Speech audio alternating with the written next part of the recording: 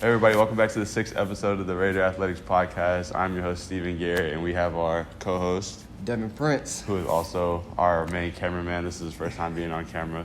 And we also have two of our senior cross-country captains, Alexa Hoppenfeld and Jacob Grant. Welcome on the show, guys. Thank you.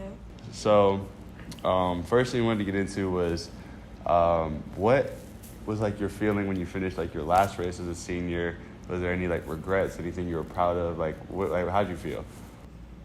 it was kind of sad, but it was also like nice to just feel complete and like feel like I did it for 4 years and just like a sense of accomplishment. But it was also just sad to be done. Yeah. I didn't know my last race was my last race because I got injured right before state. So mine was a little different. I didn't really know it was my last race. I thought I'd have the next to do it, but I got to watch state and it was very bittersweet, but I got to see the future of the program and I was happy that they've worked so hard and it's going to continue. But I was also really sad to leave like the best part of high school for the past 4 years. Okay, so what made you like look at cross country and think that's what I want to do for the next 4 years of my life? For me, I definitely didn't look at it and be like, that's what I want to do for 4 years. I can't even believe I did it for 4 years. But it was more just like I had run before and I wanted to do some sport in high school and this was something I could do. And so I tried it, and it definitely isn't very fun to run sometimes, but yeah, I ain't gonna lie. I be seeing y'all and like it looks like you guys are dying. Yeah. It's not a sport. Like we'll be at conditioning for basketball, and like I think I'm going at a good pace, and Alexa will come speeding past me. I'm like, all right. But so Alexa, you mentioned like seeing the future of the program. Like, what do you think is coming up for like the underclassmen and the juniors for next year? Our team's really young. We have a lot of freshmen this year, and a lot of freshmen were on varsity, and I know that like they're gonna do big things. Like there's some people who I know are gonna come and show out and just they're gonna be the underdogs who like do really great. We're gonna be really well-rounded next year. I'm excited to see what they do. That's good because you'll have like a lot of progression coming, right? Like a lot of development on the way. Anyways, so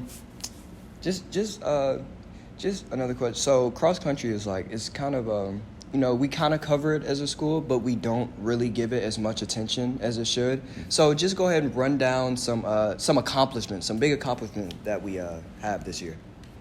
Well, on the boys team specifically, we didn't make state last year, which is kind of disappointing, and we were in a tough region this year, probably one of the hardest regions in the state. So our goal was to just get to state at least, and we did. We had a good region race and we made state, so that was really exciting, and that was probably one of our biggest accomplishments. Yeah, same with the girls' side. We were in the hardest region this year, and we ended up getting third in the region, and then we did really well in every single meet. Like we got second as a team at one of the meets and finished really high up as a team in the other meets. And as a team, we worked really hard. And even when we like have lost a few people in the past few years who added a lot to the team, like we've made up for it on the underclassmen end. That's good. So I know we have a couple like younger people that watch our podcast, listen to it, like some middle schoolers. What would be your advice for them trying to come out and start like a high school sport like cross country, trying to make varsity or whatever? Oh, Go ahead. I'd say like do it and join. It's not about how fast you are. It's not about how good you are.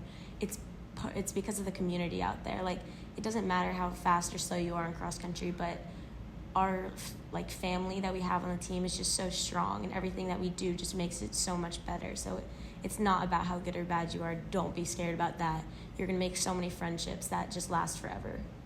Also, anyone can do it. Like even if you don't think you're a runner, you come out and run for a little while, you'll get better, and you don't have to be the best. It's just a good sport that anyone can come do and have fun.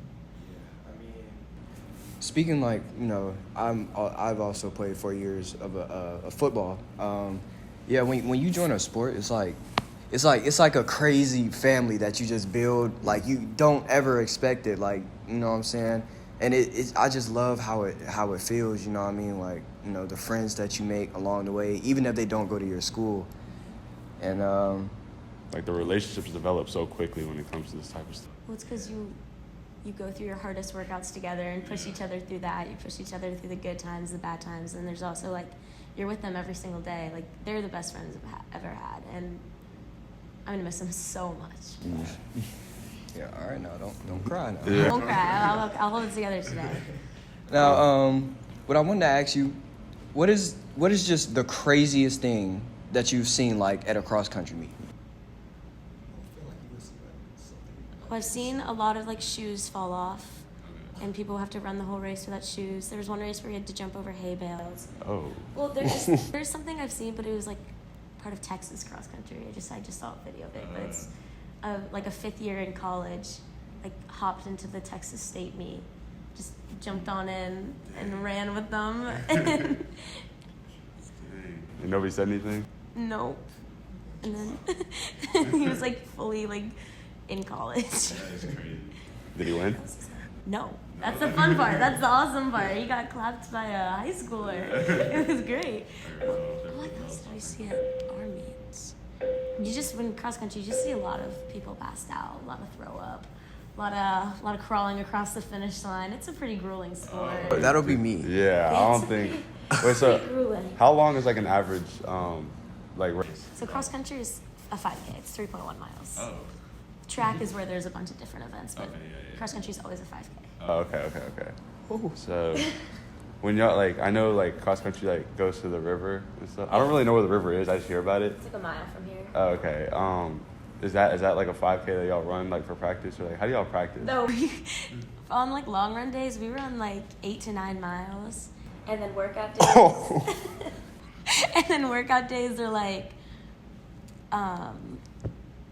workout days are just like probably about 6-7 miles of work with warm up and cool down. Just repeats, Just like, 6 or 7 miles? We'll do like 3 to 4 mile repeats and just 400s, and then usually we have races, and then Sunday, a lot of us will do long run days where we usually go like 12 miles, 10 miles.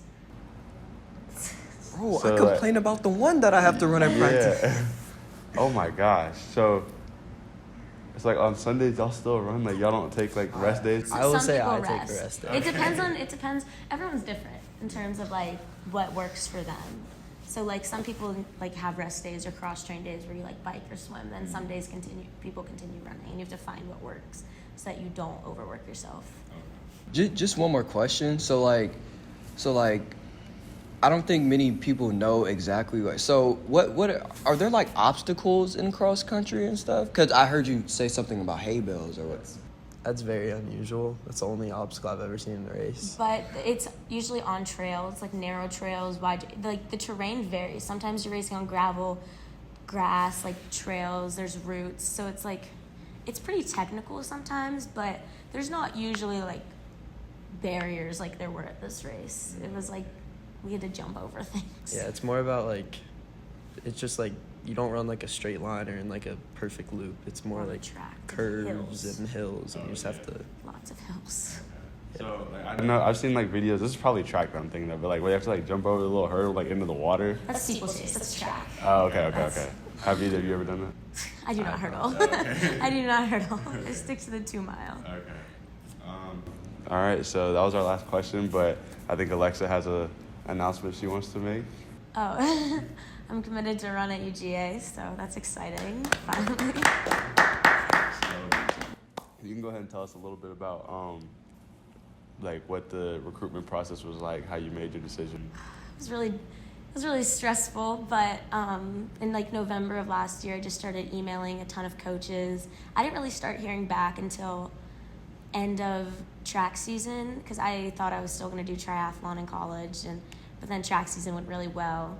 And then over the summer, it was just a lot of like updating coaches, lots of emails, and then at the beginning of this year, I got to go on a few unofficial and official visits, and when I went to UGA, just like I really felt at home there, and it felt like the right place. So I locked that in yesterday, and so I'm really excited. Nice. And Jacob, you don't want to run in college? I'm not fast enough to. Like, I'll run on my own, maybe do club, but. Okay. All right. Well, thank you to Jacob and Alexa for Thank coming you, guys. on. This has been Stephen Garrett, Devin Prince. and we'll see you next week. That's a wrap. Gosh. Thank y'all. Thank you. That was really good. Oh, yeah.